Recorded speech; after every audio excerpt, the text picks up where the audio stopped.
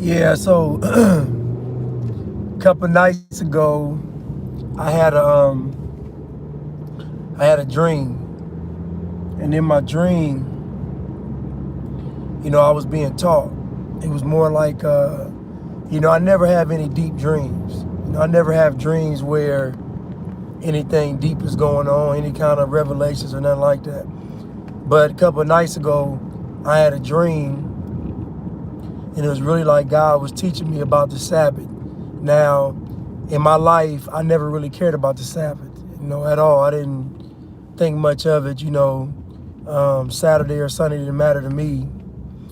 I remember I had a coach, basketball coach, he was Seventh-day Adventist, and he used to talk about, the Sabbath day was Saturday. But as I'm getting older, I'm realizing that, everything is done for a reason. So there's a reason why the Sabbath went from Saturday to Sunday.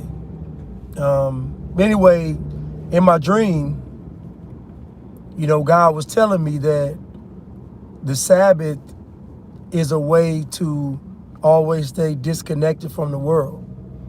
Because technically on the Sabbath day, it's supposed to be a holy day. You're not supposed to really partake of the world on the Sabbath day. People like don't work on the Sabbath, don't even prepare food, don't drive, all these types of things. So it's a way to actually detach yourself from the world.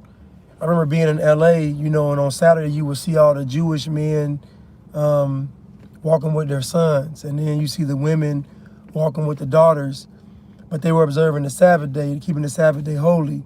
They weren't even driving cars. And I think it's observed from, what's up, Goddess? I think it was observed from Friday evening to Saturday evening. So I started thinking, anyway, back to my dream. So in my dream, God is like, you observe the Sabbath, and it's a way to keep you disconnected from the world. And so to me, the key to unlocking this whole matrix is to observe the Sabbath, meaning you have one day where you keep everything holy. So no social media, you won't even eat, you'll fast.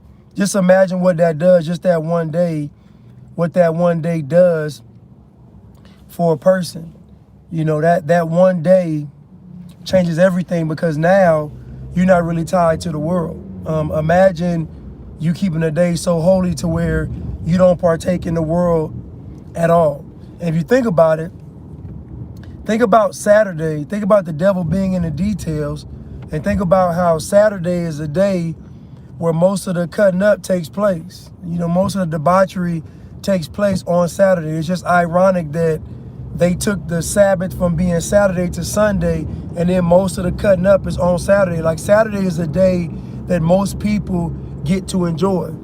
The day that most people, get to hang loose, get to whatever. And I think on my own life, Saturday is the day. Saturday is the world's party day. Saturday is the world's party day, and it's ironic that Saturday was supposed to be the holy day.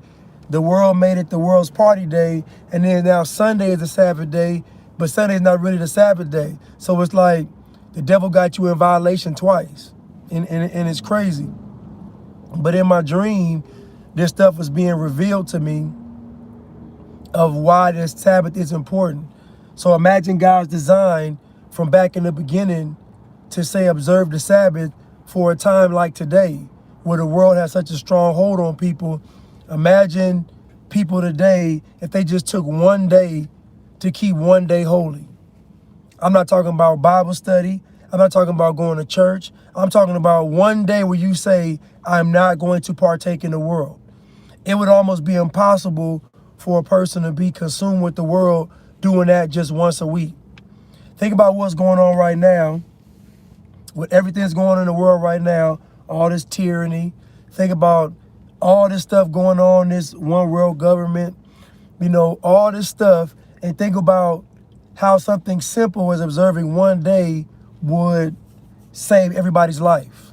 Just something simple, not deep, just I'm gonna take one day to not be a part of the world, not the media, not social media. I'm not even gonna eat. I'm gonna make the whole day about God, and doing what's right and being righteous. That changes the entire game. That changes the entire game. And so I realized the master design of God to create the Sabbath day, but then I also realized the master genius, evil genius of the devil to switch the Sabbath day. So it literally puts you in violation twice. And you know, the old saying goes, the devil was in the details, yeah, because the slightest things make the biggest difference. I just got a revelation in my dream about the Sabbath and why the Sabbath is important. And I'm not gonna say I was struggling with the Sabbath, I just didn't care about the Sabbath day. But now I see the importance of the Sabbath day not only being on Saturday, but also being observed. Because think about it, most folks, even if their Sabbath is Sunday, they don't observe it. Because you're gonna eat bad on Sunday. Think about it. Even if you observe the Sabbath on Sunday, most folks don't really observe it because they're gonna drive their car to church. They're gonna do things of the world on Sunday, even though it's supposed to be the Sabbath day. Someone was talking about even things like Christianity is something that's even different than what's in the Bible. Because think about it, if a person's really a Christian, then that means their life would model Christ. Whose life actually models Christ to say they are a Christian? People aren't even disciples. So how do people call themselves Christians and they aren't even disciples? Like, you're not really modeling what Christ represented, or how Christ walked, or how Christ lived. Christ lived his entire life based on God's word, based on faith, based on everything of God. So how could you even say you're a Christian and you don't live your life like that?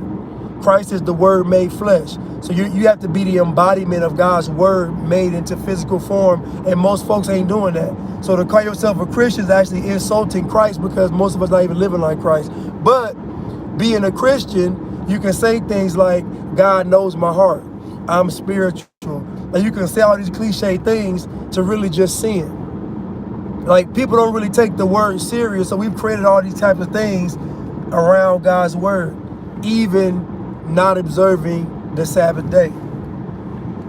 So some of y'all just probably came on, but the Sabbath day I had a dream, and God was teaching me about the Sabbath, and it was real simple. It wasn't deep. God said the way we keep disconnected from the world is by observing the Sabbath.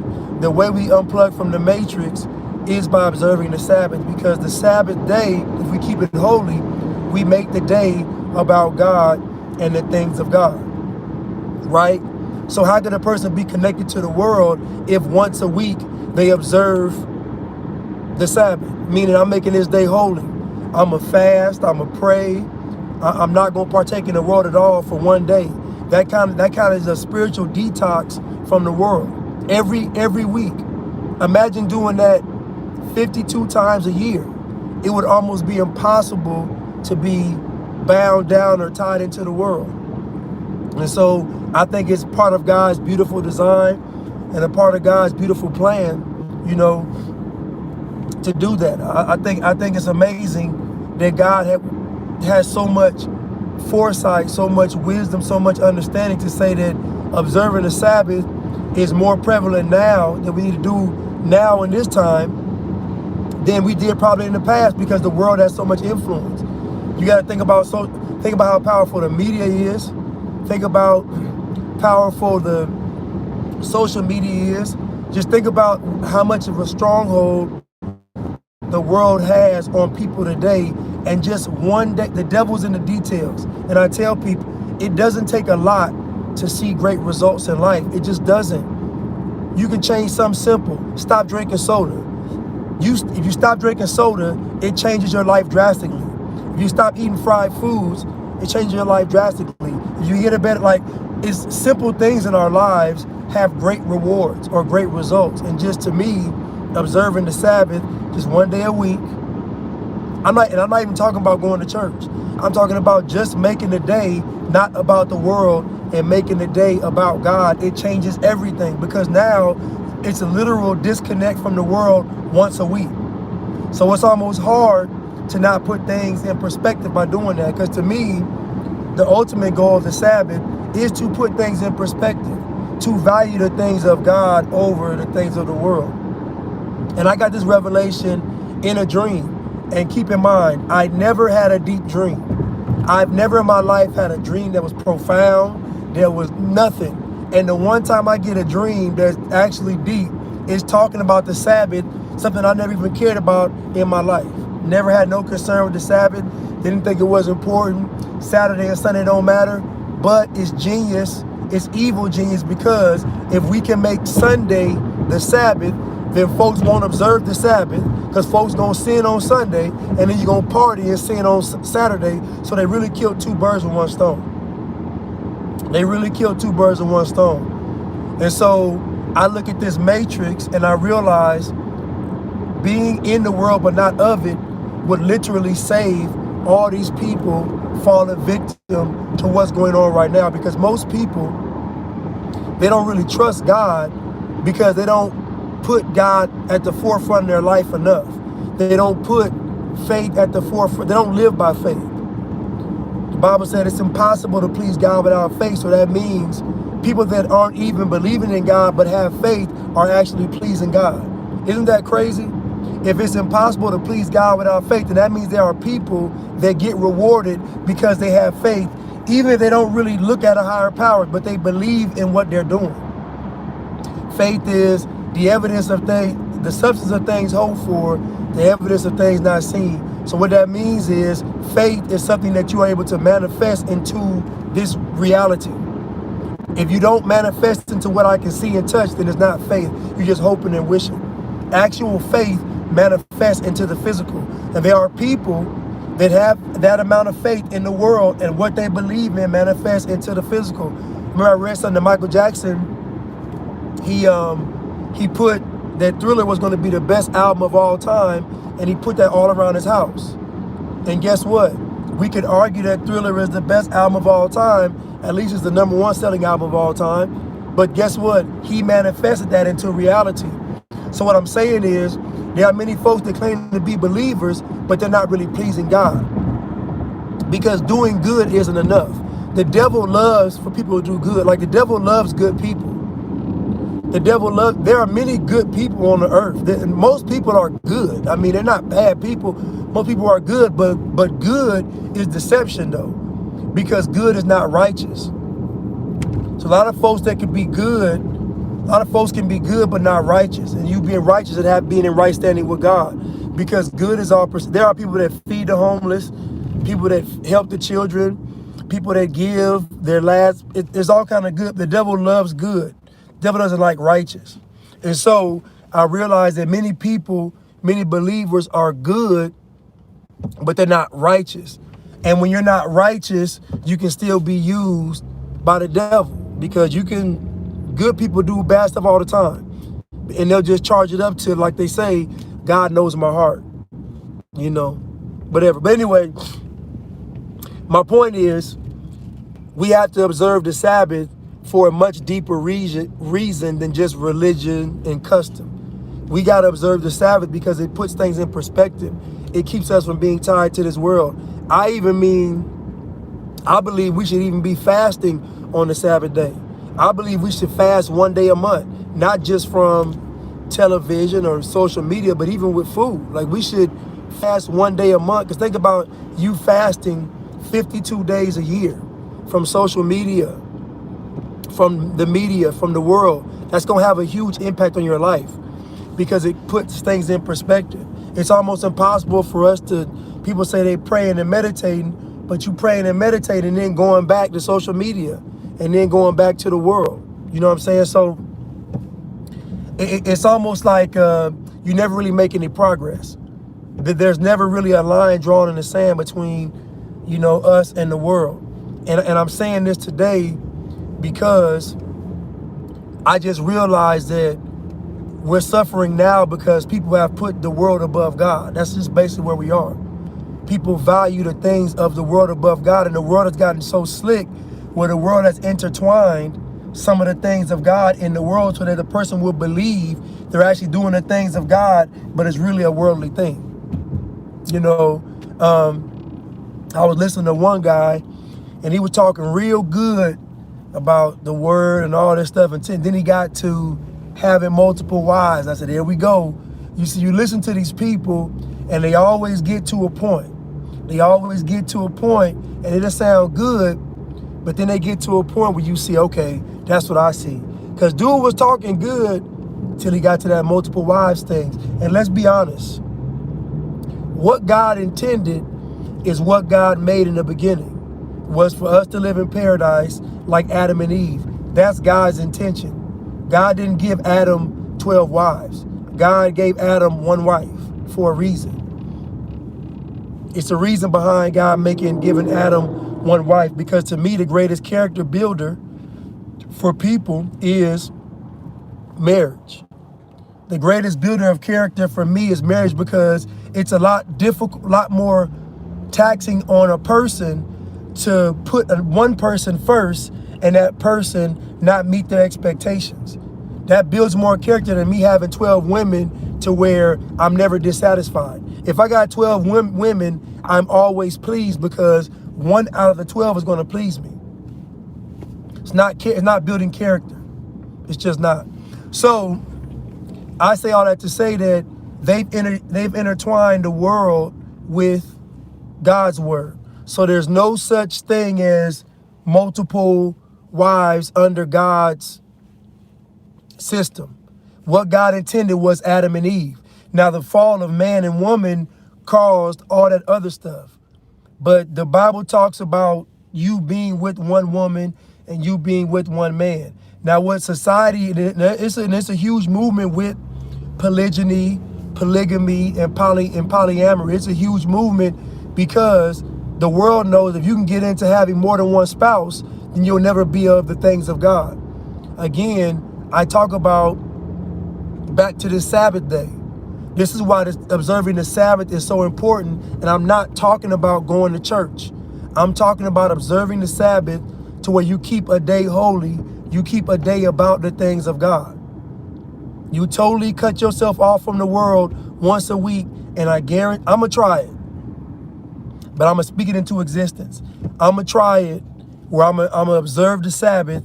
I don't know if I'm going to do Friday evening to Saturday evening. I don't know if I'm going to do just the whole Saturday. I don't know yet, but I may try either or. But I just want to observe a full 24 hours and give that 24 hours to God and give that 24 hours to actually detoxing from this world. We don't do it. Like I said earlier, even going to church on Sunday, look at what happens on Sunday. The world even got slick and started having parties on Sunday. Think about it now. Think about how slick the world is. You got Sunday night football. You got Sunday night football. You got Monday night football. You got sports on Saturday, college football. You got all this thing going to get someone to not observe the Sabbath. You know, like I said, it was masterful. The devil's always in the detail. Just the slightest thing, just make the Sabbath Sunday and then let Saturday be the world's party day. Most of the debauchery that happens on Saturday.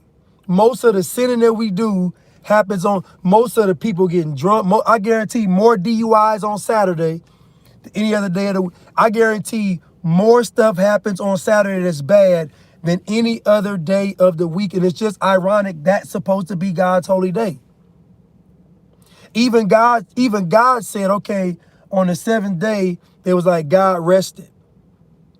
On the seventh day, God had to observe what God did because God created something good. So even in our own lives, we can still mimic God. We can still say, you know what? The Sabbath day can be a holy day. It can be a day to reflect. It can be a day of appreciation. It could be a day filled with all this positive stuff.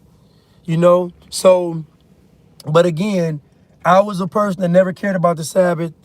I've never been really too religious, really too any of that stuff. Somebody said gratitude, Rose said gratitude. Exactly.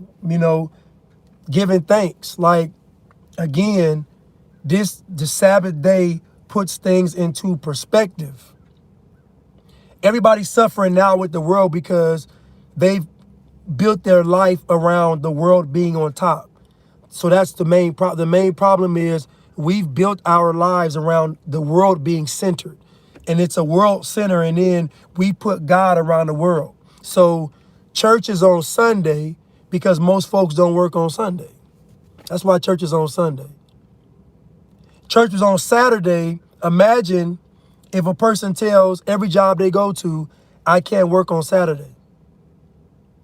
Imagine jobs that pay people more. They pay more to work on Saturday. The world is slick now.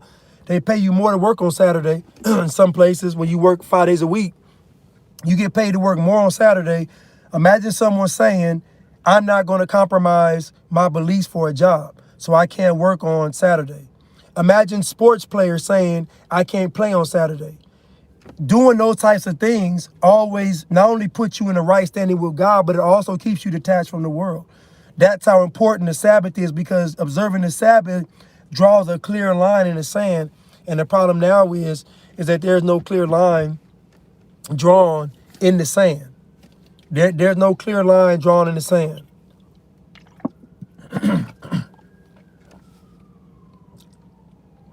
There's no clear line drawn in the sand between us and the world.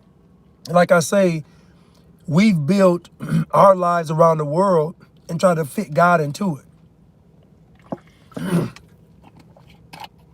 Versus giving God what is God's and then giving the world the rest.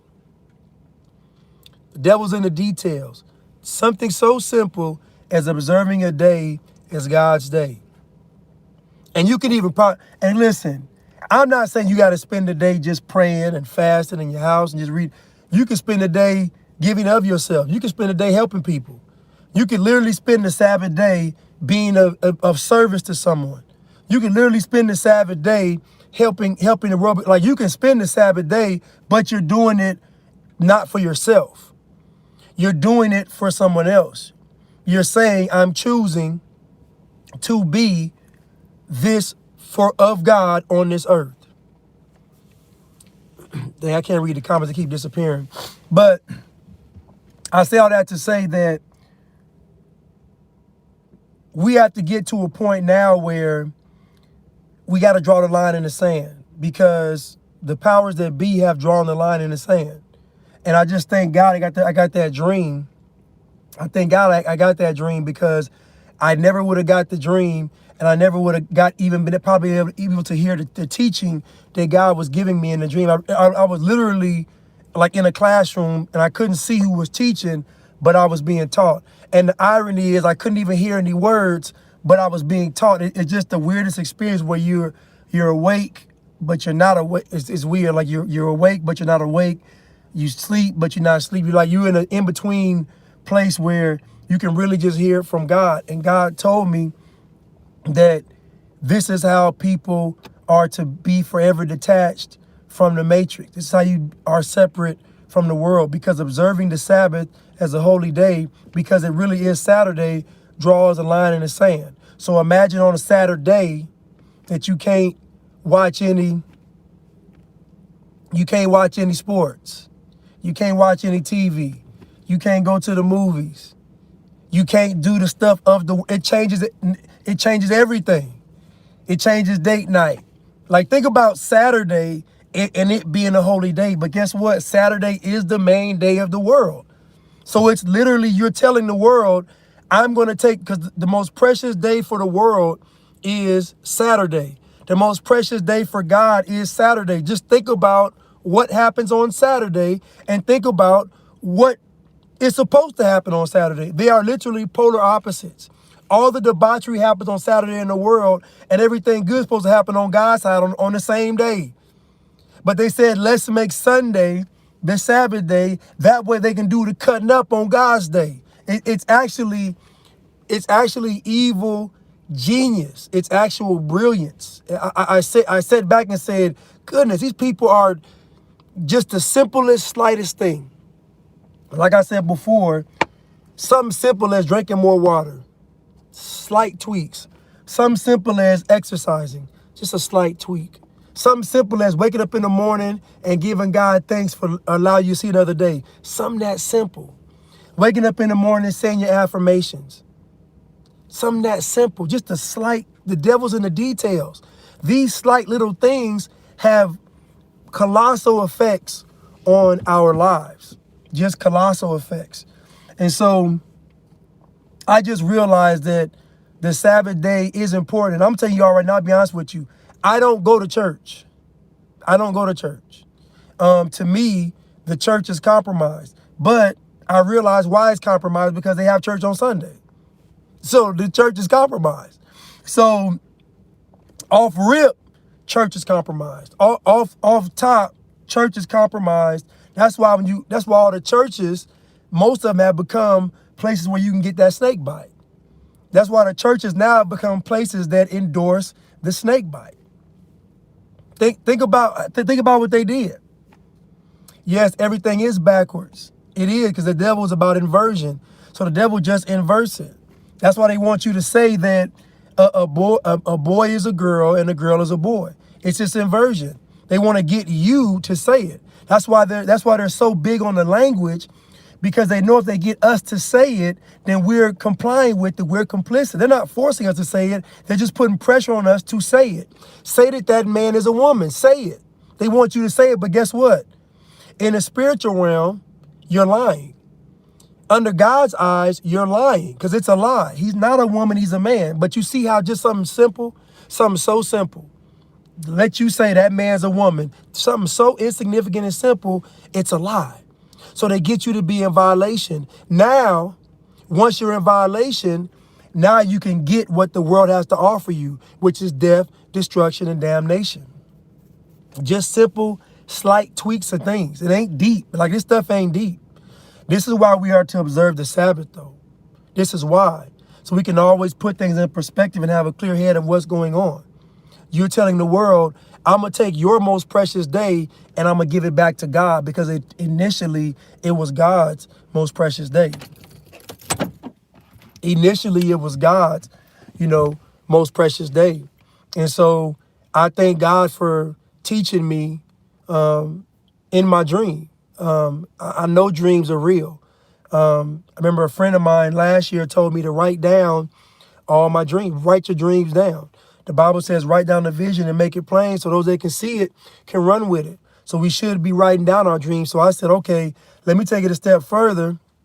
Let me do this live about the dream I had. My first ever, and I would say my first ever maybe divinely inspired dream. I don't know, where God was speaking to me, teaching me in my dream about the Sabbath.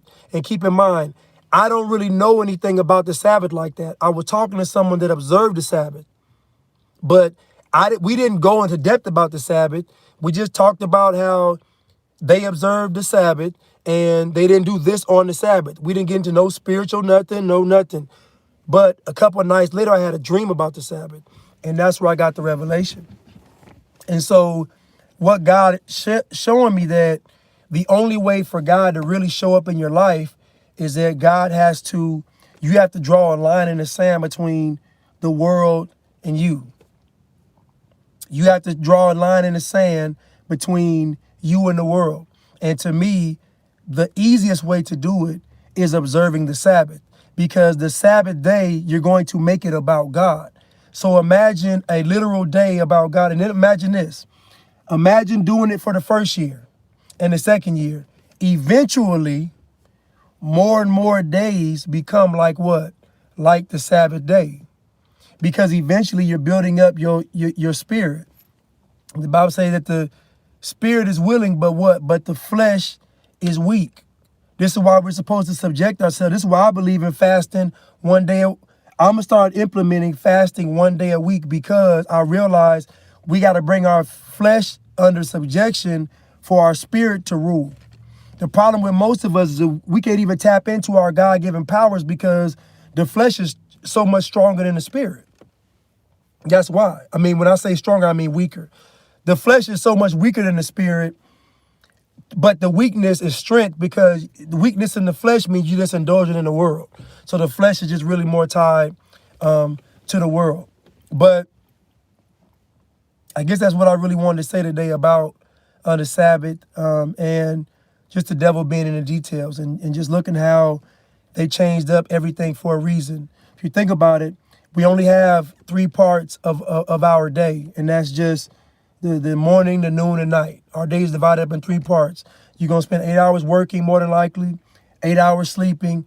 Now you have 8 hours to give to God. So really, our days are already divided up, and we only can give a God a third, technically. We're only giving God a third off rip. So to me, the Sabbath is even more imperative now because we're only able to give God a full 8 hours out of our 24 hours a day. So now, so the Sabbath is almost, not even almost, the Sabbath is necessary for that reason as well. I just got that revelation right now.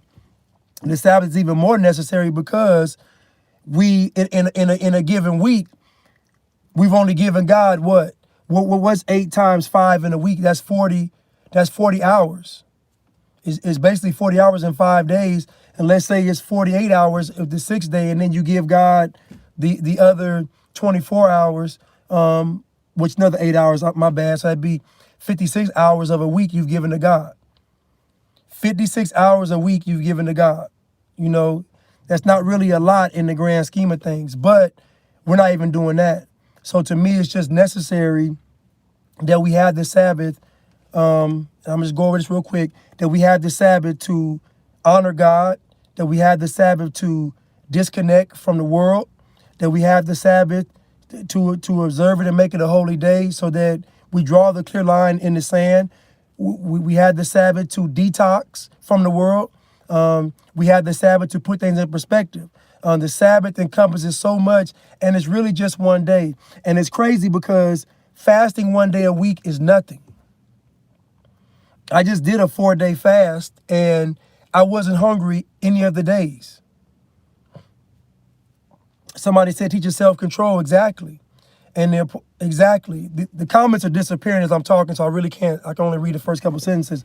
But exactly, we're talking about self-control. Somebody said it mirrors how God has order. Exactly. So the way God has order, we put order in our lives. So we're saying, I'm going to start the week off, because the week starts on Sunday. So after you fast, after you do the Sabbath day on Saturday, now I'm going to start the week the right way. I'm going to start the week being in right standing with God. Because think about it, on the Sabbath day, you're not going to sin, right? On that technical day, you're going to be holy. So you actually be starting the week off holy, starting the week off without sin. You'll be starting the week off righteous. You see, this is the importance of doing it. So now when they get on TV and tell you something crazy, you can't even connect with it. Now when you go to church and the pastor tells you something crazy, you can't connect with it. It puts everything into perspective. Just one simple act of observing the Sabbath. And this is coming from a person that does not go to church. I stopped going to church because I realized that the people in church, the pastors in church, I wasn't getting fed because they were still coming from a worldly perspective. And it's crazy that I've learned more about the things of God on my own. Now, the Bible speaks about not forsaking the assembly of, our people, our brothers and sisters of the faith. But actually, I talk with people about this stuff a lot. Like I break bread with the things of God a lot with people. So it's not like I'm not getting some type of church, because the church technically is us, not like the actual building. And also, where two or more gathered, there God is also. So I do have fellowship with people often with the things of God. But I will say this, I've learned more about God or the things of God outside of church than I have in church. I'm not condemning church or saying the church is bad. I'm just simply saying it's just ironic that the church is pushing this snake bite and pushing this tyranny. And also the church is under the 501c3 or 3C, where they're a nonprofit. And the church has to abide by things of the government. So the church is not free from the government. The church is controlled by the government as well. So I chose to stop going and I chose to apply the things of God to real life. I chose to not go to church. I chose to be church outside of church every day. So that was my goal. So my goal was to not be trapped in that building. Isn't it funny that God's never told one pastor to not have church on Sunday? God's never told one pastor to let's go outside this Sunday and let's go evangelize to the people. Why is church always so regimented and regulated and so? Cause yeah, I'll tell you why. Cause they got bills to pay. Got to keep the lights on. Got to get offerings. Got to get tithes. So church is structured in a way to keep itself running. But a church keeping itself running doesn't necessarily mean it's other things of God. And again, the devil loves good. The devil loves good people. The devil loves being good. Being good is probably the worst thing, because being good is an illusion. Being good makes you think that you're doing the things of God, and you're not. To be righteous is to be in right standing with God. How am I going to be in right standing with God? Many people call themselves Christians, and they do worse stuff than people that's not Christians. So again, being good has never been enough for God. God wants us to be righteous.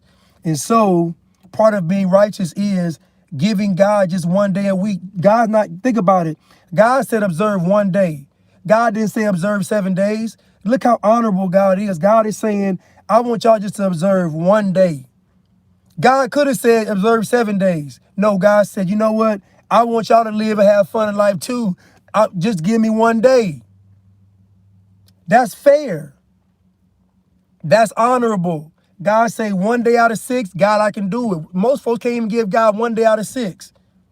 So don't tell me you really believe in God. Don't even tell me you even love God. Don't tell me you believe in the things of God. Don't tell me you a Christian. Don't tell me none of that stuff, because you can't give God 1 day. You can't give God, somebody mentioned about finding a Bible-based church. You can't give God 1 day. And everybody knows that the Sabbath day is Saturday. Even the calendar shows you that. Look how these evil geniuses did. They're telling you that Sunday is the Sabbath, but on the calendar, Sunday is the first day of the week. Like, it baffles my mind that more people don't see this stuff. But I realize something too, is that most people don't actually pray and ask God to reveal the truth to them.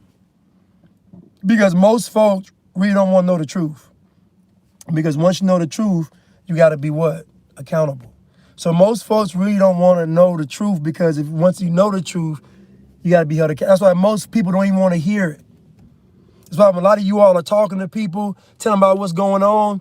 They want to tune you out because they know if they listen to you, it's going to convict them. Because the truth, the lies entertain, but the truth convicts. The truth always convicts. That's why when you tell the truth, somebody could say they don't believe, it don't matter. They believe you. Because people know the difference between the truth and the lie. Your spirit does. Your spirit reacts to you hearing the truth versus a lie. So trust me, people always know when you're telling the truth. They know it. Now, they may run off and may say all kind of stuff, but when they go home at night, what you said resonates in their spirit.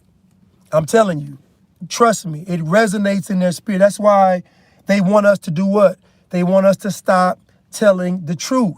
Because they know as long as you tell the truth, it's going to have a positive effect, because God's word is the truth. God is the truth. So to not say the truth is to really be completely sold out to Satan. To not speak the truth is to completely be sold out to Satan. So what I'm saying is, all God is asking for is 1 day.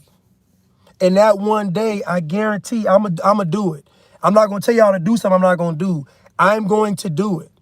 I'm going to start observing the Sabbath. I'm not going to do it to prove anything. I just want to do it because I feel like it's the right thing to do. I feel like it's a way for us to constantly put things in perspective, to be disconnected from the world, to draw a line in the sand, to make this thing about what God really wants and intends. I mentioned earlier about Adam and Eve being God's intention, not a man having multiple wives.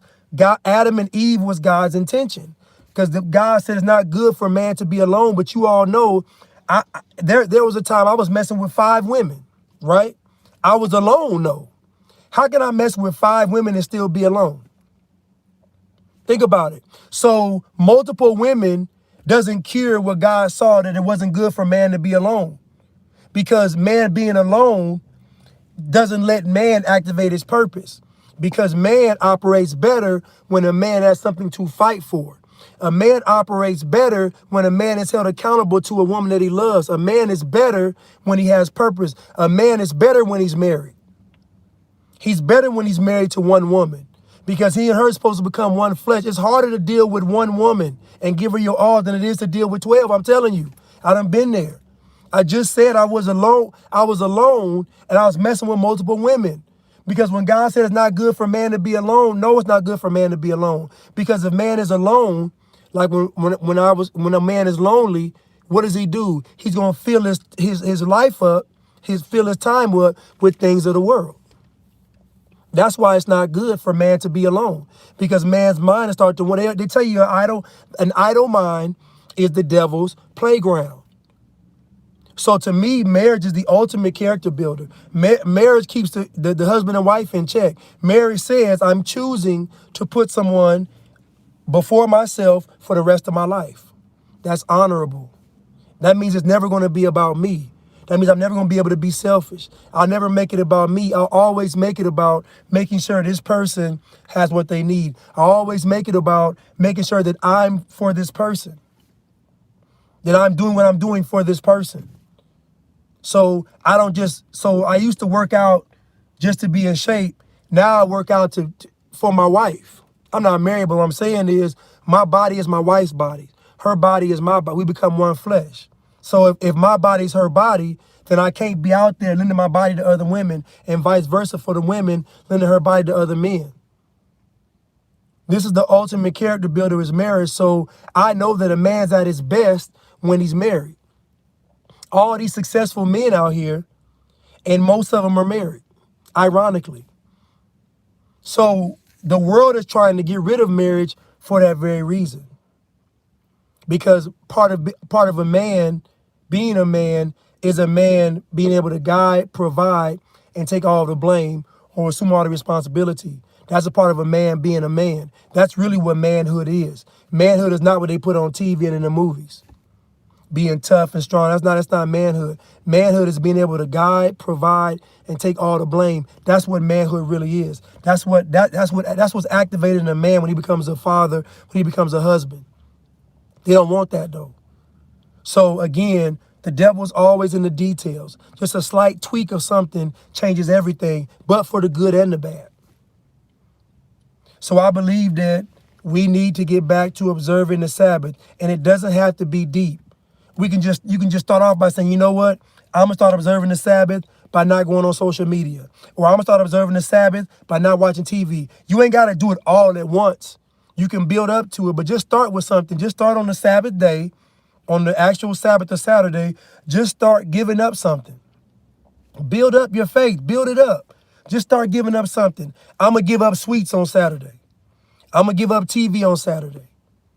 I'm going to just give up one simple thing, and then I guarantee by the end of the year, your Sabbath day will be a full, complete, holy day, and things are going to take off in your life. I'm going to try it. So I'm going to see. I'll be able to give y'all a playback or whatever of what it is, but we got to get back to observing the Sabbath, and we got to get back. Somebody said Friday night to Saturday night is a Sabbath. Whatever it is then. That's what the person told me too, is observe from Friday evening to Saturday evening. Whatever it is then. Now imagine this. Now we can get even more deeper. So imagine the most cutting up days in the week is Saturday night, and I guarantee second is Friday night. So what the world really did was they got us to cut out 2 nights from evening to evening. Yes, they got us to cut out Friday night, which is cutting up night, and Saturday night, which is cutting up night. Because I guarantee you're not finna come off the Sabbath day and then cut up on Saturday night. So we observe it from Friday evening to Saturday evening. So I'm gonna start it today, from Friday to Friday. I'm not gonna eat nothing. I'm gonna make it by the things of God. I'm not gonna be on social media. I'm gonna really observe the day, and I'm gonna let you all know what happened with the Sabbath. But I believe if we do this, it will have miraculous effects and it will activate something in us to help us reach our full potential. I believe in these last days, we're going to have superpowers. And I know it sounds crazy, but I believe in these last days, some of you believers, some of us are going to have superhuman abilities. I really do believe that because we're going to make things about the things of God and something's going to activate in the people. But I do believe we're going to have superpowers. I believe we'll be equivalent to like superheroes. I know it sounds far-fetched. I know it sounds crazy, but I just believe when we get more and more about the things of God, it's an activation inside of us.